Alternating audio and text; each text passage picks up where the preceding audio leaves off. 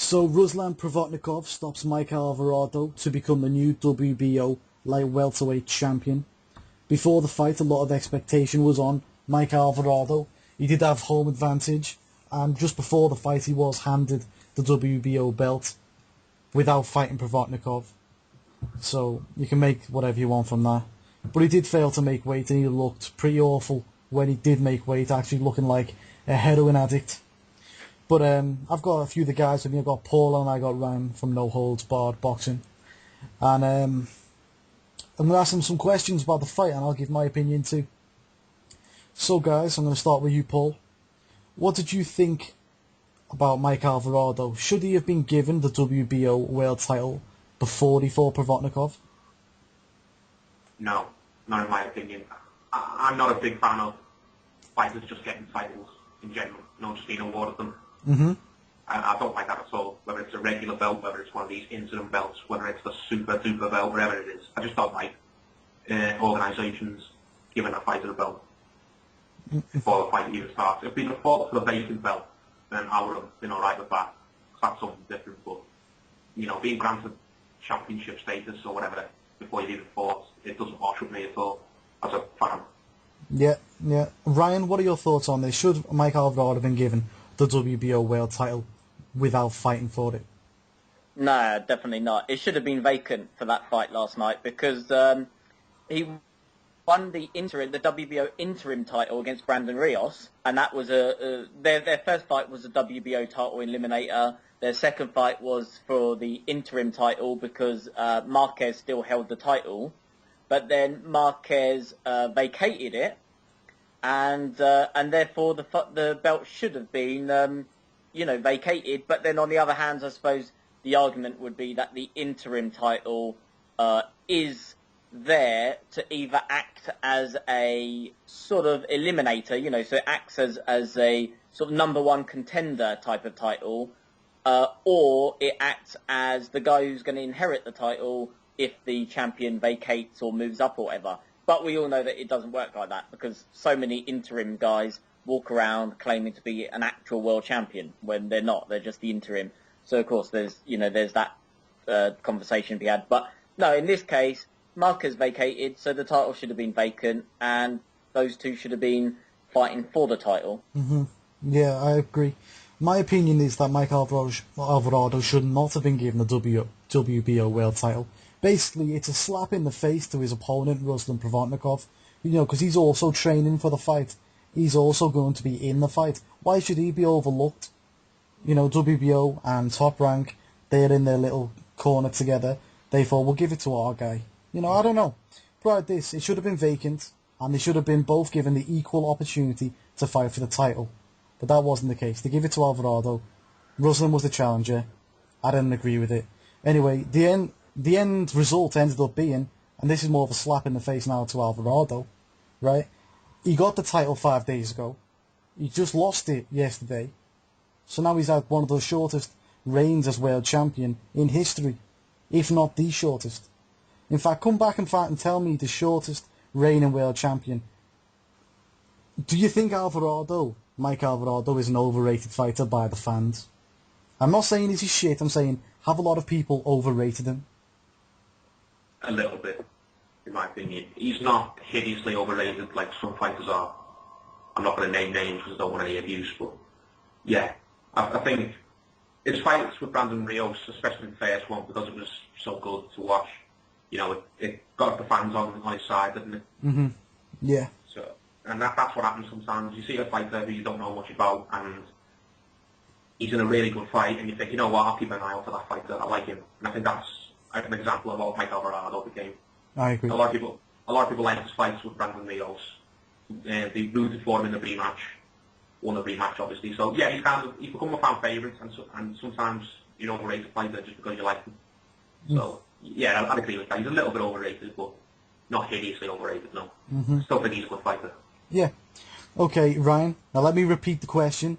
Do you think Mike Alvarado is an overrated fighter by the fans? Once again, I'm not saying he's shit. I'm saying, is he slightly overrated?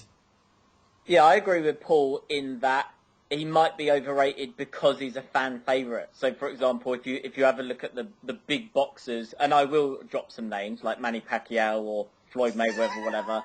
Yeah, if you have a look at boxers like that, they are such fan favourites that because they are such fan favourites and because they are the biggest names in boxing, and not just those two, there's, Martinez and Marquez and all that, there's people are such hardcore fans of theirs that they get overrated to the point of them being, say, the greatest fighters of all time. Or even someone like Saul Alvarez going into the Mayweather fight, he's got such a hardcore following. Well, just look at the facts. I mean, his fight with Mayweather broke all Mexican TV records because people in Mexico must have genuinely been thinking that he could win the world title. Or just the fact that he's such a popular guy, hey, we want to watch this guy. So that sort of mentality, and it's not a bad mentality, of course it isn't. I mean, if you're a Manchester United fan or whatever, you're going to watch Manchester United, and that's why they've got so many fans and all of that. So it's not a bad thing, but it can obscure your sort of, rational assessment of the situation. So somebody like Mike Alvarado, he might be slightly overrated because he's such a fan favourite, like Mickey Ward or Arturo Gatti. That latter one, Gatti, he's mega overrated by his fans, or was mega overrated. So yeah, in that sense he's overrated, but he's not overrated in the sense that people genuinely think he's the next, Floyd Mayweather or anything. Yeah. So overrated by some and rated just properly by others, like myself. I think he's a good sort of brawler, quite a good boxer puncher, can brawl, can overwhelm his opponents, but he also can be beaten. Mm-hmm. You see, what I say is, once again, I'm not saying he's shit. I'm just saying he's not as good as a lot of people make out, right? I think he is a bit overrated. People elevated Mike Alvarado to the top of the world level scene, right? They were talking, if he wins this fight, we're talking Pacquiao, we're talking Bradley. And I don't see him at that level. I do not see him at that level. The level I see him at is contending for world titles, but not necessarily winning all those fights. And obviously, the end result of today pretty much cements that, really, doesn't it? Mm. So, like I said, I can see him fighting for world titles. I could probably see him for world titles again. I just don't see him winning that many fights. It really depends on who the opponent was. So the next question I've got for you guys is, what do you guys think the reason for the loss was today? Was he just decimated by a better man? Did he have trouble making weight? Or was it the wrong style or the wrong tactics? Or was it a combination? We'll start with you, Paul. What was the reason Mike Alvarado lost this fight? Probably a combination, to be honest. Start off, he didn't look good the way in at all, did he? No. He looked like a corpse that had been dug up and put on the stage. That's just how thin and how gaunt he was. He didn't look well at all. And I know he managed to rehydrate himself a bit going into the fight, but putting all that weight on in water in 24 hours, it's not going to make you Superman, is it? So. Yeah, I think it was that. I think the fact that he kind of stood and traded with Provodnikov a couple of times as well when he shouldn't have, and he took a lot of shots he should not have been taking. Got rocked. I lost count how many times he got rocked by a big shot when he should have just boxed behind the jab for me. In the periods of the fight where he did have success, it was where he was just outboxing Provodnikov, not standing brawling with him. Mm-hmm. Yeah. So yeah, maybe it was a combination of all things. He got his tactics a bit wrong. He wasn't good going into the fight, and the fact that Provodnikov as well. Provodnikov clearly wanted this fight more than anything else in the world. He really came to have a goal, Provodnikov, didn't he? Because he came so close in the last fight. So yeah, it was a bit of everything, to be honest. It wasn't like Alvarado's night at all. Mm-hmm. Ryan, what do you think, pal? I think that, there was a combination of a few things. Like, first of all, there was the obvious weigh-in thing. I mean, he didn't look too good at the weigh-in. He looked a bit gaunt, like there was a photo going around on Facebook and Twitter where he looked really gaunt. But then on the other hand, that photo might have just been taken at the wrong moment. The flash might have gone off at the moment he looked at his most gaunt. Because when he actually got in the ring, he didn't look too bad. And he lasted 10 rounds, so he couldn't have been that badly prepared. So as soon as I saw those photos come out of him looking really gaunt at the weigh-in, I thought, yeah, he's definitely going to get knocked out now. styles make fights. I thought that Ruslan would win anyway, probably by stoppage. I thought it would be a bit earlier than round 10 when I saw those photos, especially because, I mean, if you have a look at their previous few fights, Ruslan Provodnikov, in his fight against Timothy Bradley, a guy who lasted the distance with Manny Pacquiao, arguably beat him, arguably lost, managed to keep Pacquiao at bay despite the relentless pressure. Timothy Bradley, he's beaten guys like Kendall Holt, who is notorious at coming forward. He beat Lamont Peterson, who went, tooth and nail with Amir Khan. So he's fought all of these guys, and Marquez in the last fight, although that's a completely different style to Provodnikov, Marquez's style. So Timothy Bradley, a guy who managed to keep all these guys at bay, some of them relentless, pressure fighters, couldn't keep Provodnikov at bay. He got floored in the last round. He was being battered all over the ring. In a British ring, he might have even got stopped. And so when you look at that, you then think, well, what can Provodnikov do to Mike Alvarado? And the only guy who Mike Alvarado really did well against in that sense was Brandon Rios, who isn't as strong as Provodnikov, isn't quite as relentless, although he's, good. His chin is very good, that's for sure. So I just thought that, looking at the two styles, you've got to think that if Mike Alvarado can barely keep Rios off of him, like in the first fight, then he's not going to be able to keep Provodnikov off of him. So I think the styles make fights, the weight thing, and maybe just his tactics a little bit wrong on the night led to him being beaten. Yeah. Basically, I think you summed it all up pretty well there, Ryan. Basically, the combination of factors was right. Decimated by a stronger man. When I say stronger, not bigger.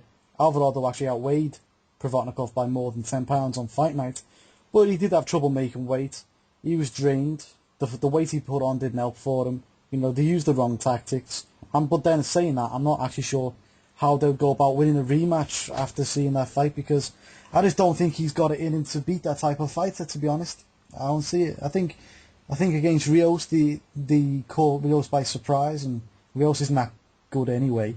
So, yeah, I just don't see how he would win that fight in a rematch. Moving on. Has Mike Alvarado been in too many wars, Paul? Possibly. He's been in twice with Brandon Rios. Brandon Rios is a big banger himself, isn't he? Mm-hmm. He likes a good scrap. He's been in 2 wars with him. He's just been in a massive war for Provodnikov. When you're in fights like that, be catch up with you. It doesn't matter who you are. You're in wars. You're going to get banged up, and you're going to start to slide. The best fighters are the fighters who don't get into wars, and Floyd Mayweather. Do you know what I mean? Mm-hmm. They're not Hopkins. People like that. Guys who go and have scraps, third ups, they have short careers. And I'm not saying it's necessarily over for Mike Alvarado. I'm not saying he's never going to fight again or anything like that. But, yeah. Do you know what I mean? I think he can't, if he goes in with another big scrapper like a Provodnikov or a Rios again, I can only see him getting beat again, to be honest. Yeah. I think the style, to sum it up, the style to beat Alvarado has been shown to the world now. Do you know what I mean? Like, the way to beat Alvarado is just get in his face and beat him up. Like Rios did in the first fight. And Provodnikov just done in that fight then. Mm-hmm. So. Okay, yeah, could do. Right, Ryan, has Mike Alvarado been in too many wars? Yeah, it's like debatable because, like Paul just said about guys like Alvarado not lasting too long. I mean, look at Eric Morales. He was in too many wars. That's why he retired at Well, no, he didn't retire. He was finished at about 29 when that second loss to Pacquiao. That was it. That was the end of it. Because I think before the Pacquiao rematch, I think he lost to, was it Zahir Rahim? I think it was Rahim. Yeah, he lost to him, and then he lost to Pacquiao again. Then he lost to Pacquiao a third time, or a second time, I should say, in their third fight. Yeah, the trilogies with Pereira as well. Yeah, so somebody like Morales, he was finished in his prime at 29. Every fight that he's had since then has been out of his prime. So somebody like Alvarado, who's 33 and he's had 36 fights, he's obviously going to be, right at the end of his career now, because his last fights have been brawl with Provodnikov, brawl with Rios, another brawl with Rios, a brawl with Mauricio Herrera, a brawl with Bradis Prescott, and his other fights before that I can't be too sure about. So, I mean, just his last 5 fights were just all big brawls on, I think, televised as well. So he's in his early 30s. He's had all of these fights. He's not the sort of person who's going to adapt. I mean, yeah, he adapted once in his fight with Brandon Rios, where he managed to outbox him smartly in the second fight. But let's not forget, it was only Brandon Rios, who is a really good pressure fighter, a really good brawler, but he's never going to win any, Fighter of the Year candidates, because he's just not a classy enough fighter. So, but then on the other hand, so in that sense, we could conclude that he's the new Michael Katsidis. Because if you remember about 2 or 3 years ago, we were going, Katsidis could fight, he could fight Alvarado, he could fight Prescott, he could fight, he did fight Marquez, he could fight, Brandon Rios. And in the end, he didn't. He fought Burns, and then that was it. And then, he had I think he failed a brain scan, and he's now coming back. Or he did come back recently, I can't remember. So I hope it does get. I hope if he hasn't finished, he's still got some fights to be made. But yeah, he's past his prime. Put it that way. Mm-hmm. Yeah, the way I look at it, I think Mike Alvarado has been in too many wars. His style is just made for wars, though, isn't it? He likes a war. And it's great to watch. But he got beat up by Bradis Prescott 9 rounds out of 10, and then won, which was a good victory for him. But once again, domestic level. Okay, he beat up Mauricio Herrera, who, by the way, is domestic level. He then got beat up and knocked out by Rios, who is above domestic level.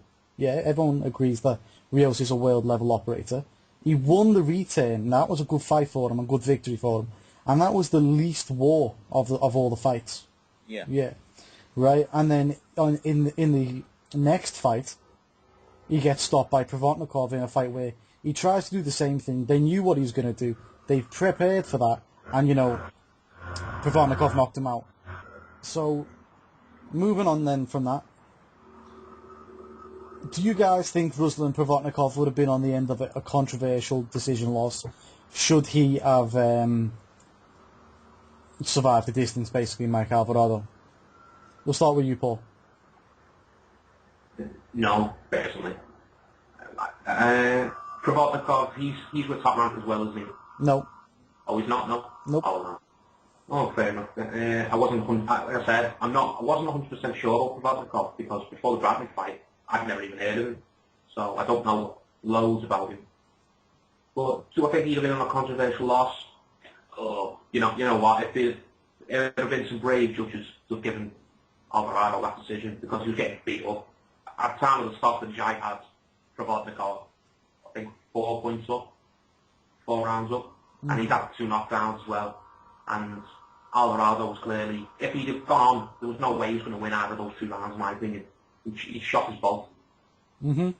So I think at that fight on the distance, I think Provodnikov would have won the 11th and the 12th round. So, how would I ever be going to give Alvarado that decision when he was so far behind?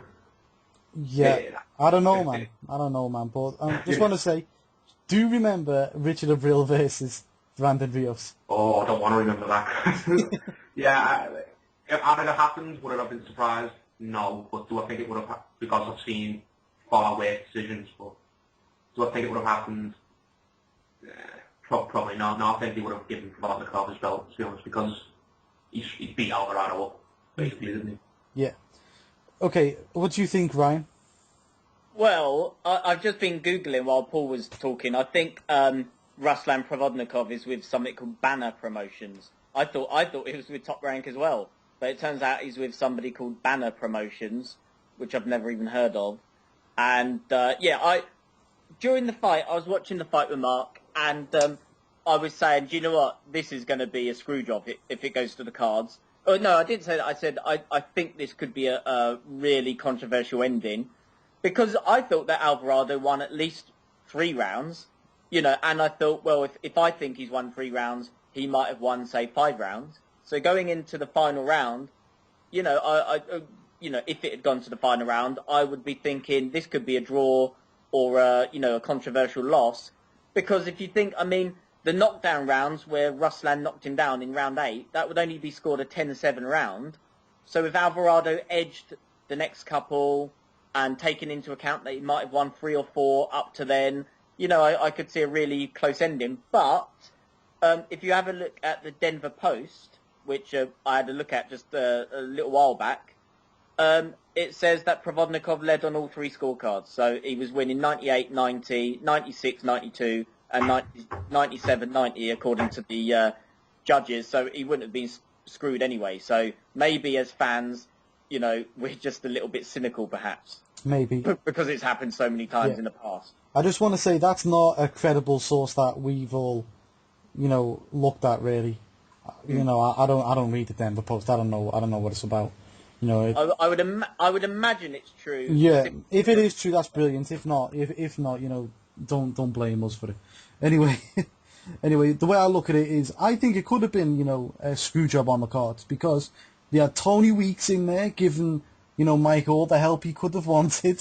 We barely made it up from the first knockdown. Don't forget that. Me and Paul checked that out. That was a 10 count. That wasn't a 9 count. That was a fucking 10 count. He didn't make the count the first time round. Because I was sitting there watching it when I was watching it with you, and I was thinking, wait there, I'm already on 8. What's he doing? I was like, I'm already on 8. He's on 7 or 6. It was the slowest count I've ever seen in my life.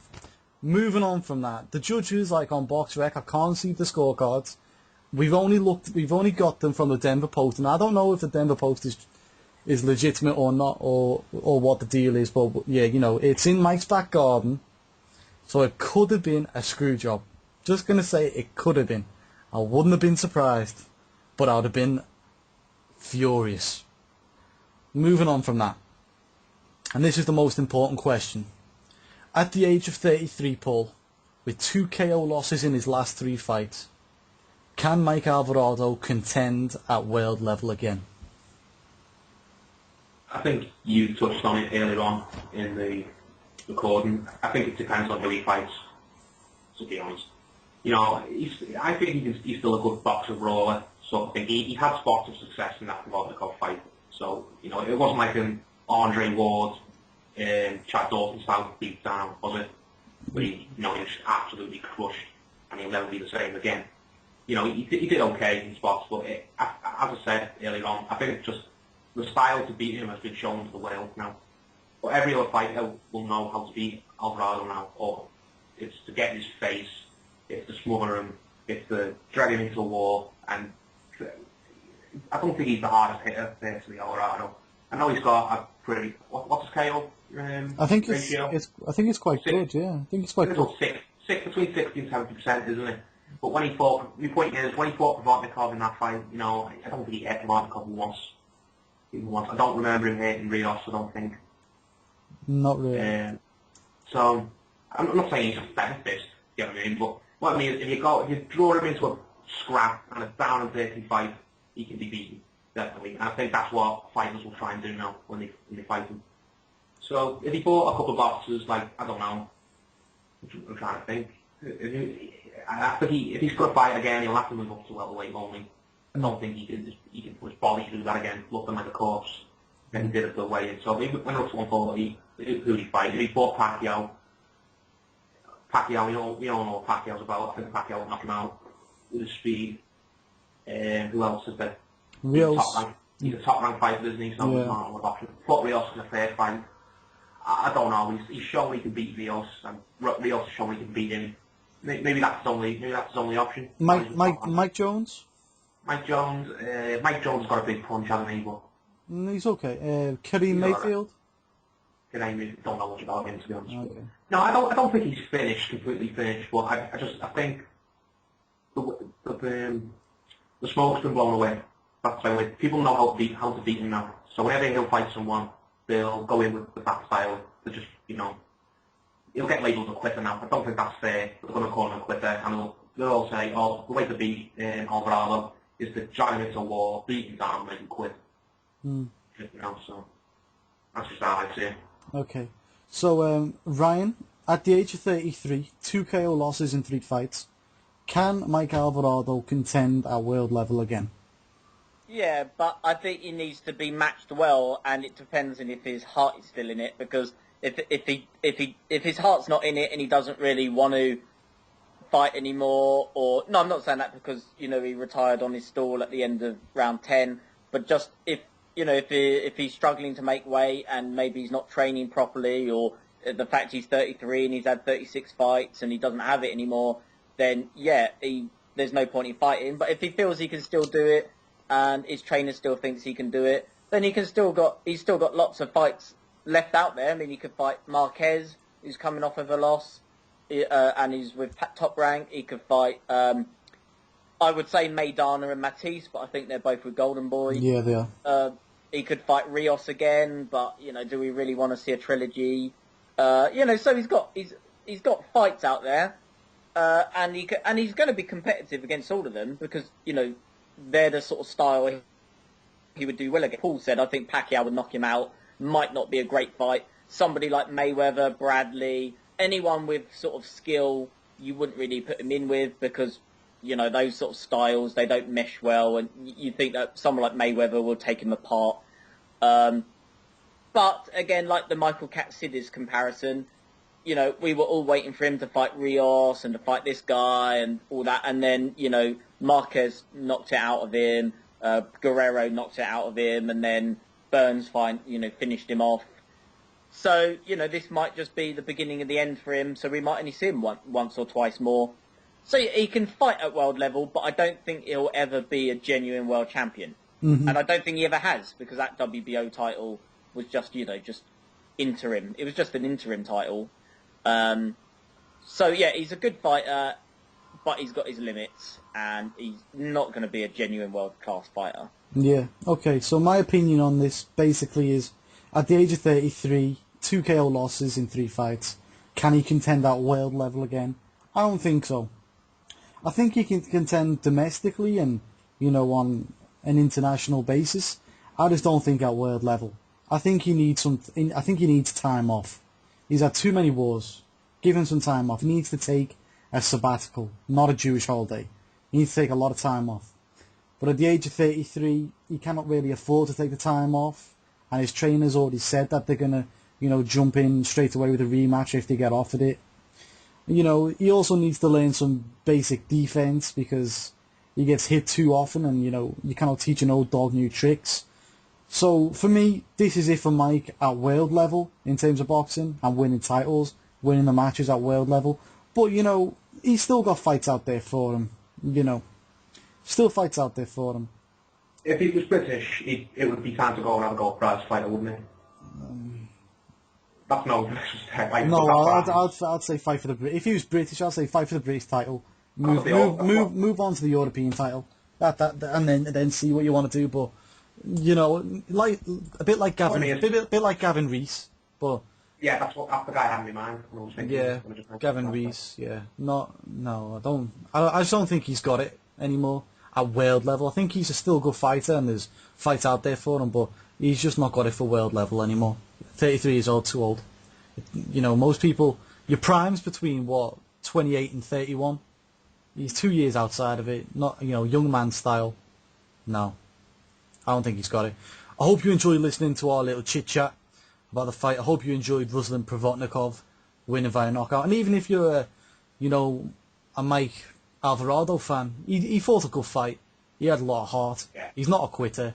Like I said, this is just our opinion. We're not calling him, when I said he's overrated, I'm not calling him shit. I'm saying he's not as good as some people made out. He's got limits.